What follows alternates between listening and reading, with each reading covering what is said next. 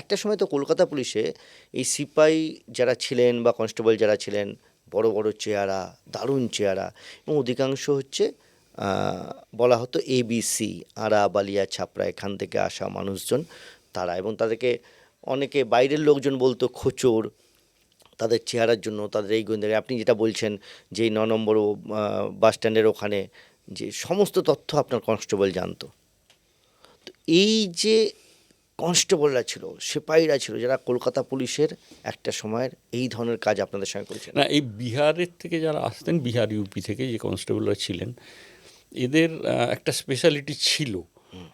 এটা আমি শুনেছি, আমি তো এটা আমার শোনা কথা। দেবী রায় তখন বোধহয় ডিসিডিডি ছিলেন। আচ্ছা। তো ওনার কাছে এসে কেউ একটা কমপ্লেন করেছে কিছু। হ্যাঁ। তো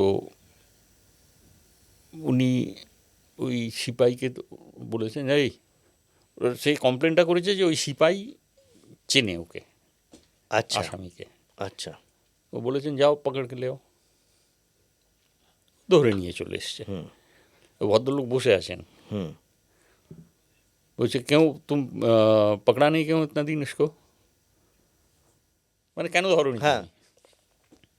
ওর বক্তব্য, সিপাহীর বক্তব্য। सिपाहियर वक्तव्य, वो तो वांटेड नहीं था इसलिए नहीं पकड़ा, आज वांटेड हो गया पकड़ के ले आया।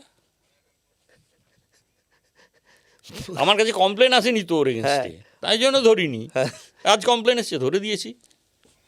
এতটাই তারা ছিল এরকম। হ্যাঁ, কতটা অ্যাসেট, মানে এরা কলকাতা পুলিশের কাছে কতটা অ্যাসেট? মানে অ্যাসিড মানে কি জানেন তো, তখন তো আমাদের ওই যে আমি বললাম যে তখন এই যে অন্য টপকে কোনো গিয়ে রাস্তা খুলে দিল ছিল না, দরজা। অন্য কোনো রাস্তা ছিল না। ওই ডাক্তার, ইঞ্জিনিয়ার, চার্টার্ড অ্যাকাউন্টেন্ট আপনাকে ইনফরমেশন দেবে না, ঠিক। দেবে ক্রিমিনাল। ঠিক। এবারে ইনফরমেশনটার জন্য তো আমাকে ক্রিমিনালের সঙ্গে একটু হবনবিং করতেই হবে। ঠিক। এবারে সেটা কতটা করব সেটা আমার নিজের ব্যাপার, হ্যাঁ। সেখানে আমি নিজেকে বিকিয়ে দেবো কিনা সেটা দেখতে হবে।